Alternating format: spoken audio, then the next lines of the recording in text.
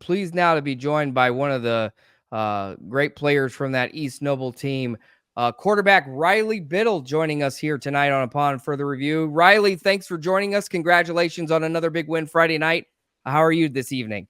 I'm doing great. Thank you guys for having me. I'm excited. Absolutely. Thanks for joining us. Well, you guys keep rolling.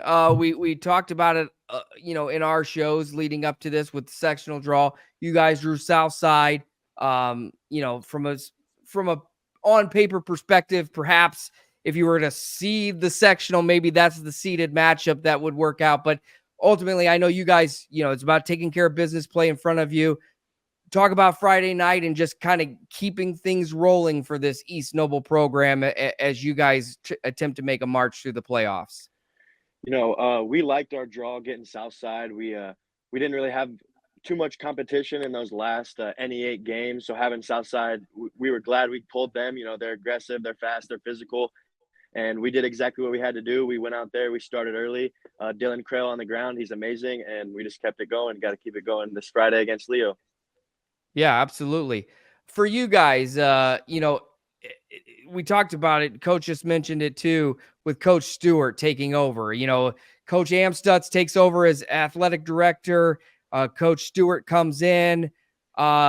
What's that transition been like for you guys as players to kind of pick up where you left off, so to speak, but also make sure there is no fall off from one coach to the other? Because I know Luke Amstutz really did not want to give up that job at the beginning. I mean, and obviously the opportunities that presented itself, he had to, but ultimately you have Coach Stewart and now our great coach. Just talk about that transition and what it's been like this year for him and for you guys. Yeah. I mean, it was definitely a big change. Amstutz has been there for the whole time we've been alive almost. So it was a big change. But like you said, Stewart's done a great job meshing what he had down at Western to what we already have built here. And I think that has been our main plus side, his style. And then along with our offensive coordinator, Coach Seibel, they've meshed together great. And I think that's been our main strength this year is that mesh. It's gone great. And then our defense, Coach Robertson, he's a phenomenal defensive coordinator. He puts us in the right positions every single time. So, we got a very great coaching staff and a lot of hungry kids that are ready to make a deep run. Well, let's talk about this rematch coming up as we look at some of your statistics from the year. Right now, you're threw for over 1,200 yards this year, 55, almost 54%, 15 touchdowns and only 5 interceptions, which is a great ratio. But that week 5 matchup against Leo, you probably had one of your better games, throwing for 217 yards. Now you get to do it again down there, which that week 5 game was down there as well. Talk about what you guys are preparing for, because now there's no hiding who you are or what you are. You played each other, so the unknown is very known now. They got some talented guys. You got some talented guys. What is it? What do you guys expect going into this matchup against Leo?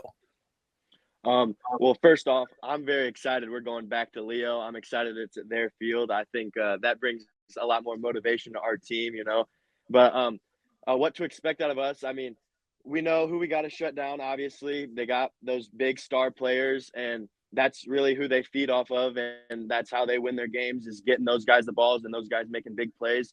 And we've done a great job of shutting those players down, and that's exactly what we got to do come Friday. And then on our side, looking at us, we just got to play together, limit the mistakes, and just do our job. Last year, looking back on that sectional game, we didn't lose that game because they were better than us. We lost that game because we made mistakes. And looking at week 5, we limited those mistakes, and we handled a lot of that game. So just limit the mistakes, play our football, play rough East Noble football, and it's going to be a great game, a good win. I'm excited.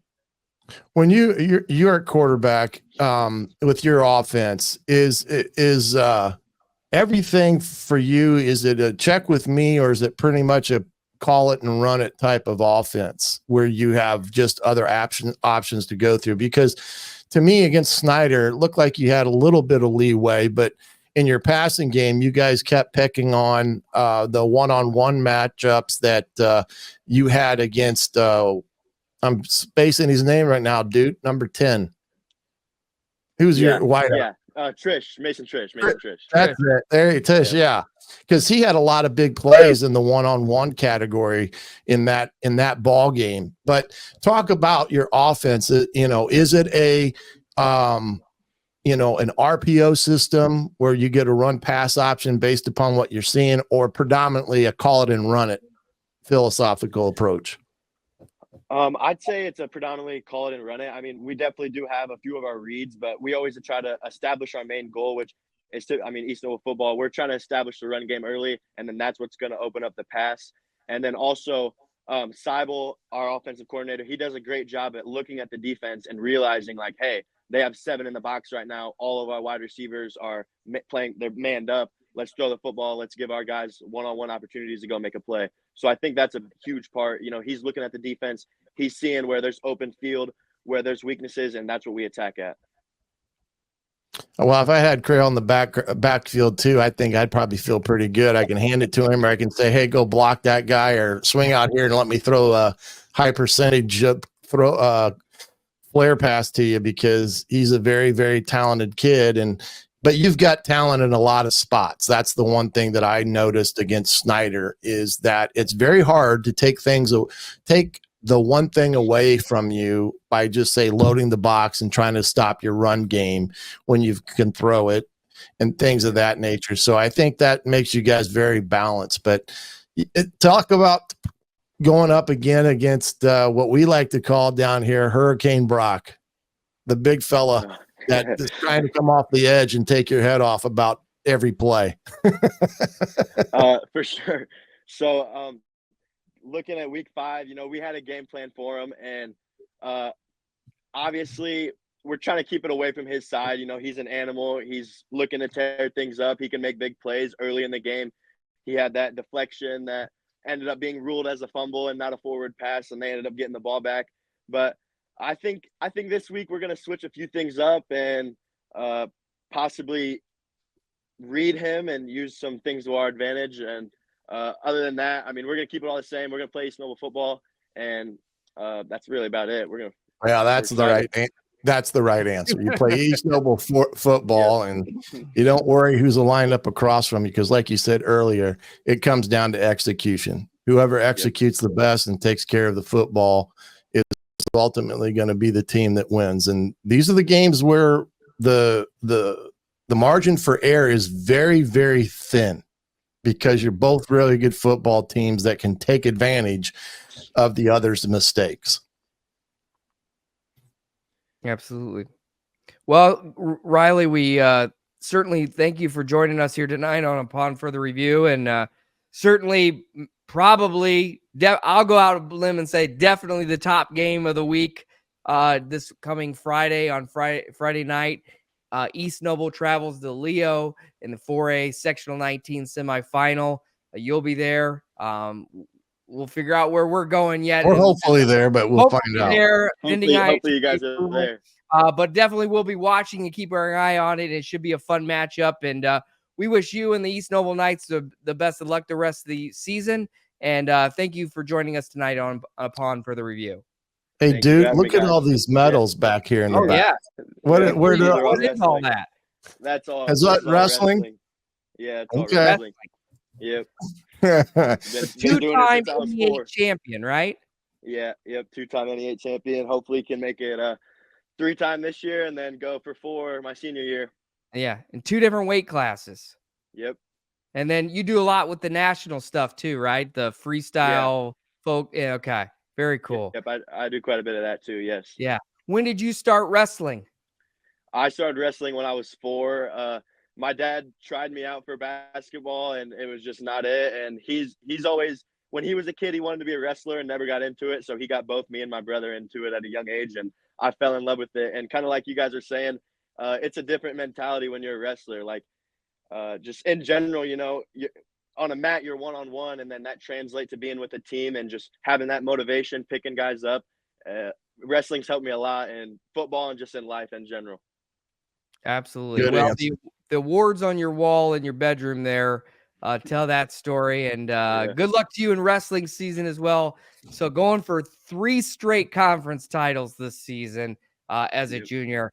So far, he would let me pull that up so I have it right here. 150 pounds last year, 2023, 138 pounds in 2022. You be at 150 again this year?